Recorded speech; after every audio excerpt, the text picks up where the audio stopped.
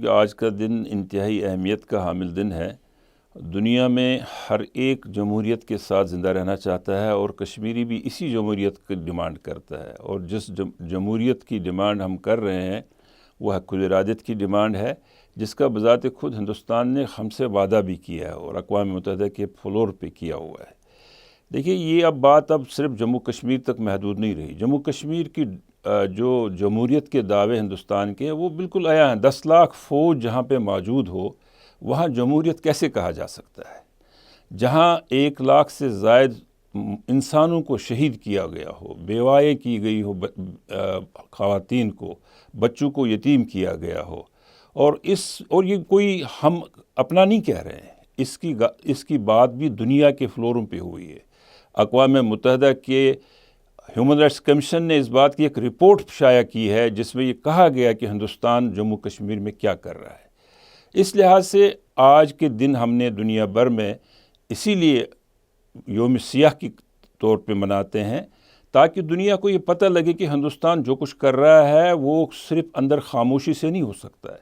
اس پہ دنیا کو بات کرنی چاہیے۔ اور اب تو بالکل ایسا وقت بھی آ گیا کہ اب ہندوستان میں کوئی اقلیت محفوظ نہیں ہے، کسی بھی اقلیت کو جمہوری حق نہیں ہے۔ ہندوستان کا مسلمان ہو،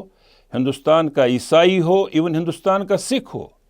جس نے 47 میں غلطی کر کے وہ اب آج اس بات پر پچھتا رہے ہیں کہ ہم نے غلطی اس وقت کی، لیکن وہ بھی اس بات کا شکار آج کل ہے کہ ہندوستان میں ہندوتوا کا راج ہے، ہندوستان میں کوئی جمہوریت نہیں ہے۔ ہندوستان ہندوتوا کے نام پہ بالکل اوپنلی اب سامنے آ چکا ہے، جہاں مسلمانوں کے نام پہ مسلمان تنظیموں کو پابندیوں کا سامنا کرنا پڑا، وہاں یہ دنیا کی ایک بہت بڑی دہشت گرد جماعت ہے ہندوتوا کے نام پہ جو ہندوستان میں اقتدار پہ فائز ہے،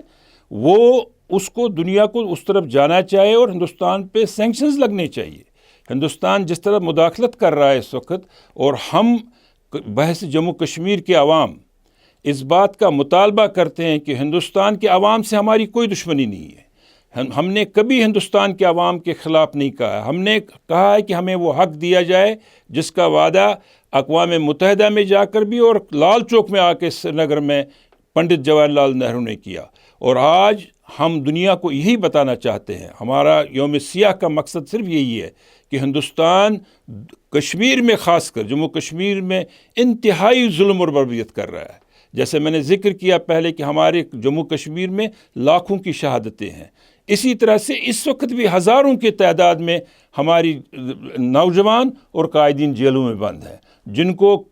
کئیوں کو تو 40 سال تقریباً نزدیک ہونے لگ گئے۔ شبیر احمد شاہ صاحب، یاسین ملک صاحب، آسیہ اندرابی صاحبہ، قاسم فختو صاحب، مسرت عالم بٹ صاحب، اسی طرح سے بہت بڑی لائن ہے قیادت کی جو تہاڑ جیل میں پچھلے کنٹینیو قریب 10 سالوں سے ہیں، لیکن ان میں جن لوگوں نے اپنی زندگی تمام اس آزادی کی خاطر صرف کی ہے، ان کی بہت بڑی تعداد ہے، نوجوانوں کی تعداد ہزاروں میں اس وقت جیلوں میں ہے۔ تو کس بات کی جمہوریت اور کس بات کا یوم جمہوریہ منایا جا رہا ہے؟ آج بھی آپ کشمیر میں دیکھیں نا، کشمیر میں جگہ جگہ پہ تلاشیاں، زبردستیاں، نوجوانوں کو پکڑ کے بائکوں سے اتار کے، گاڑیوں سے اتار کے، دکانوں کی تلاشیاں، یہ کوئی جمہوریت نہیں ہوتی ہے جہاں پہ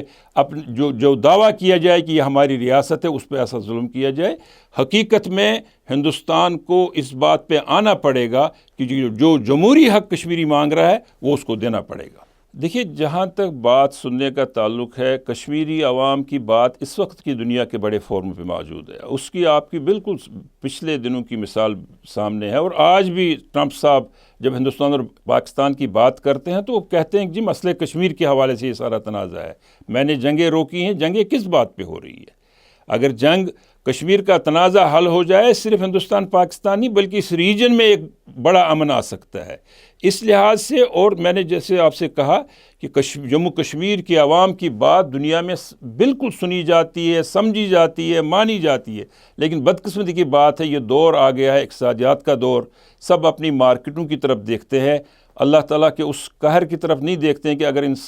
جب کہا گیا کہ ایک انسان کی آنکھ دنیا کو ہلا سکتی ہے۔ جموں کشمیر میں بے تحاشا قربانیاں ہیں۔ جموں کشمیر کی تحریک آج کی تحریک نہیں ہے، جموں کشمیر کی تحریک تقریباً اگر پورا دیکھا جائے تو 200 سال سے چلی آ رہی جموں کشمیر کے مسلمانوں کی تحریک، لیکن 1931 کا واقعہ اور اس کے بعد فوراً 1947 کے بعد جو کچھ ہوا ہے وہ آپ کے سامنے سب کچھ ہے۔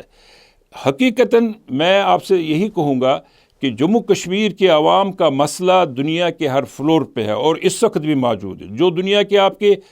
بڑے 2 فورم ہیں، اقوام متحدہ اور OIC،